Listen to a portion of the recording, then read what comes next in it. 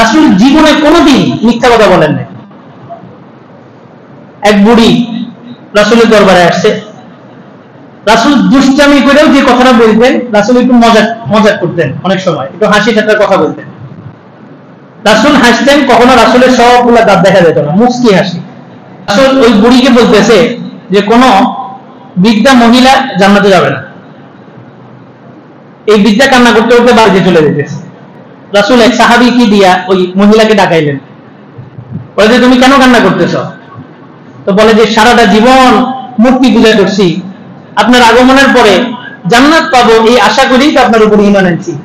আপনার উপর ঈমান আনার কারণে আমার পরিবার আমাকে ছেড়ে দিছে, ছেলে সন্তান সবকিছু ছেড়ে দিয়া, সবকিছু বিসর্জন দিয়ে আপনার উপর ঈমান আনছি। সবাই ছেড়ে দিছে, এখন তাদের কাছে গেলেও আমাকে আর অ্যাকসেপ্ট করবে না, আর এখন আপনি বলতেছেন আমি জান্নাতে যেতে পারবো না। তো রাসূল হাসা বললেন যে আরে তুমি যখন জান্নাতে যাবা তখন তো তুমি বৃদ্ধা থাকবে না, তখন তুমি যুবতী হয়ে যাবে। রাসূল মজাক করতেন, কিন্তু মজাক করে এমন কথা বলতেন যেটা মিথ্যা না, সত্য।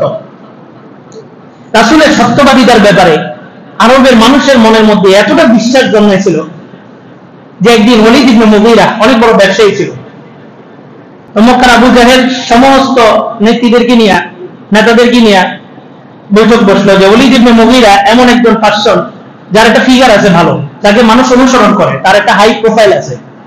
এই লোকটা যদি মুহাম্মাদের উপর ঈমান আনে তাহলে দেখা গেছে তার দেখা দেখি সমস্ত যুব সমাজ চলে যাবে মুহাম্মাদের দিকে।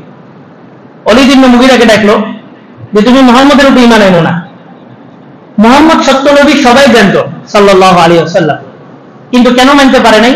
মক্কার ইহুদিদের আপত্তি ছিল যে আমাদের বনি ইসরাইল অর্থাৎ ইয়াকুব আলাইহিস সালামের এই বংশ থেকেই সমস্ত নবীরা আসছে, সর্বশেষ নবী মুহাম্মদুর রাসূলুল্লাহ সাল্লাল্লাহু আলাইহি ওয়াসাল্লাম সে আমাদের বংশ থেকে না আইসা বনি ইসমাইল থেকে কেন আসলো?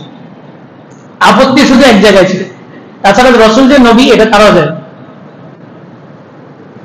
ওলীদ ইবনে মুগীরা বলল যে মুহাম্মদ বলছে মুহাম্মদের উপর যদি ঈমান না আনি আল্লাহ তাআলা আমাকে পরপারে জাহান্নাম দিবে, আলাইহা তিসআত আশার, যে জাহান্নামের রক্ষী বাহিনী হবে 19 জন, এবং আল্লাহ তাআলা আমাকে শাস্তি দিবে। রাসূল কিসের কথা বলছেন? আখিরাতের, যেটা দেখা যায় না, কিন্তু মক্কার কাফিরদের দিলের মধ্যে যে কথাটা লেগে গেছে, তার দৃঢ় বিশ্বাস মুহাম্মদ বলছে মানে এটা সত্য হবে। রাসূল মেরাজ থেকে আসলেন, আয়েশা বর্ণনা দিলেন যে আমি বাইতুল মাকদাস গেছি, আমি মেরাজ গেছি এক রাতের মধ্যে, অথচ মক্কা থেকে বাইতুল মাকদাসেরই দূরত্ব ছিল কয়েক মাসের, আর রাসূল বলতেছেন যে আমি এক রাতের মধ্যে এগুলো সব ঘুরে ফিরে আসছি। তো একটা কাফেলা ছিল, যে কাফেলা বাইতুল মাকদাস সম্পর্কে জানে, ইহুদিদের একটা কাফেলা ছিল, তারা আসলে আয়েশা বলে যে মুহাম্মদ তুমি যে গেছো তাহলে বলো তো দেখি বাইতুল মাকদাস দেখতে কেমন? আচ্ছা আপনারা বলেন তো, আপনাদেরকে যদি জিজ্ঞেস করা এই মসজিদের সবাই একসাথে 5 ওয়াক্ত কম বেশ সবাই এখানে নামাজ পড়ে, যদি বলি যে এই মসজিদে কয়টা জানালা আছে স্পেসিফিক ভাবে কি বলতে পারবেন? এটা কেউ গণে? আল্লাহ রাসূলকে প্রশ্ন করছে, তাদের বলো তো বাইতুল মাকদাসে কয়টা দরজা আছে, কয়টা জানালা আছে? জিবরাইল আলাইহিস সালাম ইশারা দিলেন কাবার দেওয়ালে, আল্লাহ রাসূল তাকাইলেন, তাকানোর পর দেখতেছে আল্লাহ তাআলা ভিডিওর মাধ্যমে বাইতুল মাকদাসের সমস্ত গেট দরজা জানালা সব সংখ্যা সহ বাইতুল্লাহর উপর আল্লাহ তাআলা প্রতিচ্ছবি তুলে ধরছেন, আর রাসূল দেখছেন একটা একটা করে বলছেন। তারা যতগুলো প্রশ্ন করছে একটা একটা করে দেখে দেখে বলছে। সবাই দৌড়ে গেছে, কেউ একটা সুযোগ পাইছে, মুহাম্মদ উদ্ভট একটা কথা বলছে, আবু বকরকে যায় ধরল। তখন রাসূল নবুয়তের প্রকাশ্যভাবে দাওয়াত দেওয়া শুরু করেননি, নবুয়তের পূর্বাভাস। আবু বকর কি বলল, আরে আবু বকর তোমার বন্ধু কি বলছে জানো? বলে যে কি বলছে? বলে যে সে নাকি বাইতুল মাকদাসে গেছে গত রাতে, বাইতুল মাকদাসে গেছে, আর বাইতুল মাকদাস থেকে নাকি আবার উপরে উঠছে। এখনকার যুগে বললে হয়তো বিশ্বাস হতো প্লেন আছে, রকেট আছে, তৎকালীন সময় এটা কল্পনাও করা যায় না যে উপরে যাবে একটা মানুষ।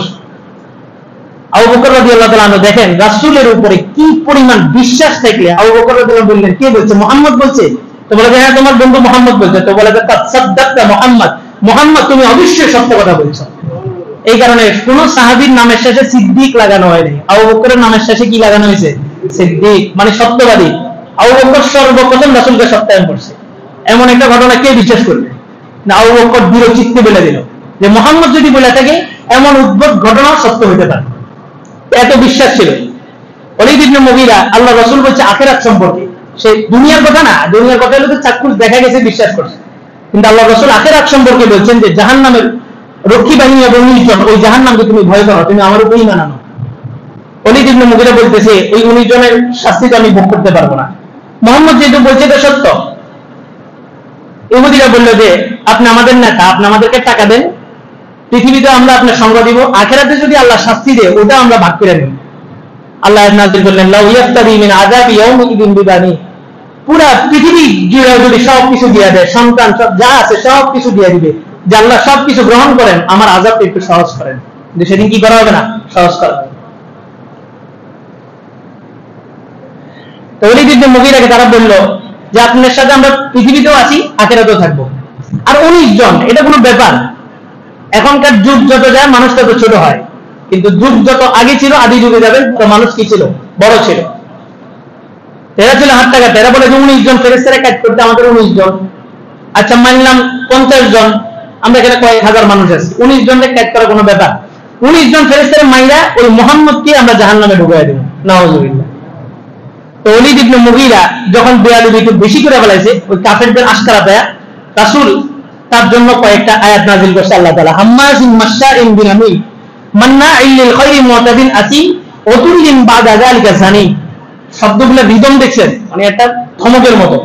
হাম্মাজিন মাশশাইন বিনামিন, সব সময় তারা এই মানুষের কিভাবে বাধা দিবে এই কাজের মধ্যে তারা থাকে। মান্নাইল লিল খায়র, মান্না মানে যে বিরত রাখে, খায়র মানে ভালো কাজ। উতুল্লিন বাদা যালিকা জানিম, তার জন্মের মধ্যে সমস্যা আছে। ওলীদ ইবনে মুগীরা, আমি যে জিনিসটা বুঝাইতে চাইছি যে আল্লাহর রাসূল যে সত্যবাদী, মক্কার কাফেররা কত পরিমাণ এটা বিশ্বাস করছে, এই ছোট্ট ঘটনা শুনলে বুঝবেন। ওলীদ ইবনে মুগীরাকে যখন আল্লাহর রাসূল বলল যে সে জারদ সন্তান, উতুল্লিন বাদা যালিকা জানিম, এটা সহজ বাংলা হচ্ছে জারদ সন্তান, তার পিতৃ পরিচয় নেই। ওলীদ ইবনে মুগীরা বলতে পারতো আরে মুহাম্মদ আমার বিরুদ্ধে কথা বলছে, মুহাম্মদকে ধরো, শায়েস্তা করো। ওলীদ এটা বলে নাই। ওলীদ মায়ের কাছে চলে গেছে তরবারি নিয়ে, মাকে যায় বলতেছে এই তুমি বলো আমার জন্ম কিভাবে হয়েছে। মুহাম্মদ কোনোদিন মিথ্যা বলে নাই। মুহাম্মদ যেহেতু বলছে আমি দারদ সন্তান, আসলে আমি দারদ সন্তান, তুমি সত্য কথা বলো, কি করছো। মা চেহারা কালো করে বললো যে দেখ তোর বাবা কাপুরুষ ছিল, কোন পুরুষ সন্তান সে জন্ম দেওয়ার মতো তার ওই ক্ষমতা ছিল না। তো এত অঢেল সম্পত্তি, আমি চিন্তা করলাম যে তোর বাবার পরে আমি তো একজন মহিলা, আমি কিভাবে এই সম্পত্তি হেফাজত করবো, এই কারণে আমি অন্য একটা জায়গা থেকে তোর ব্যবস্থা করছি।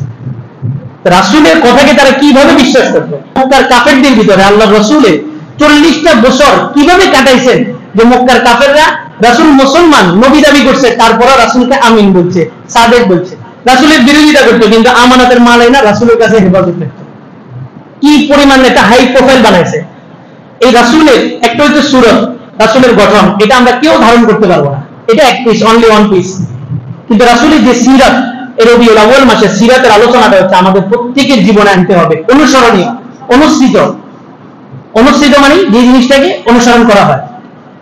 রাসূলের সিরাতটা আলোচনার মাধ্যমে আমাদের জন্য অনুসরণীয়। রাসূল কিভাবে কথা বলতেন, কিভাবে কি করতেন, প্রত্যেকটা জিনিস আমাদের জন্য অনুসরণীয়।